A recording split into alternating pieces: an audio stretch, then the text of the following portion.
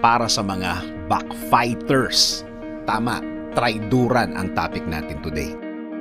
Ang mga taong pekeng-peke ang ipinapakita sa iyo, mga taong ibang-iba ang ipinapakita kasama ang sinasabi sa tunay na ginagawa at sinasabi kapag nakatalikod ka.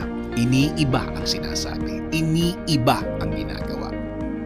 Ang mga taong tumigil nang makipag-usap sa iyo, siya namang simula na pag-usapan ka sa likod mo. Sa English, once they stop talking to you, they start talking about you. Ganyan sila ka-traidor, ganyan sila ka-peke. Kaya, mag-ingat sa mga taong ito. Kung magkwento yung mga yan, akala mo sila ang bida, sila ang ape, sila ang argabyado, sila ang biktima. Pati mga nangyari at nakita ng iba, gagamitin ng mga taong ito as part of their story. Ikaw naman, paniwalang paniwala kasi may emosyong kasama, may padramang kasama, may paiyak-iyak pang nalalaman. Minsan, parang totoo talaga na parang pinipigilan pa nila ang mga iyak nila. Kunwari, yun namang kausap, awang-awa. Magsisimula na ang galit ng kausap niya doon sa taong kinukwento ng mga traidor na ito. Kasi nga, parang totoong-totoo. Parang talagang siya ang bida at lahat inaapi siya. Kung tatanungin mo naman ano ang nagawa mo sa kanilang matinding kasalanan, wala namang masabi. Tama, wala kang kasalanan sa kanila. Wala kang ginagawang masama.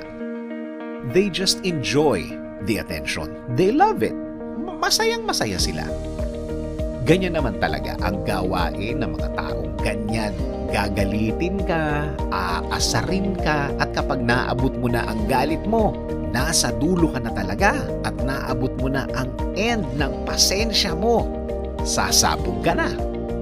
At kapag nagwala ka na, yun na, ikaw na ang pinakamasamang tao sa mundo. Bakit? Dahil ikaw itong nagwawala at siya itong tahimik lang. Nung hinarap mo, parang maamong tupa na parang di makabasag pinggan. Again ha, siya itong relax at ikaw itong nagwawala. Sa senaryo na ganyan, ikaw na ngayon ang masamang tao. Ikaw ngayon ang parang guilty. Siya ngayon ang mukhang ginawan mo ng masama. Ang problema, ang bilis mo mag-react. Na high blood ka, kaya ka nagwala. Mahirap, pero gawin mo ang magpaka-relax. Mahirap, huwag pansinin. Pero, huwag mong pansinin. Ganun talaga ang dapat sa mga ganyan. Huwag mong bigyan ng meaning ang mga ginagawa nila. Basta gusto lang nilang gawin yun.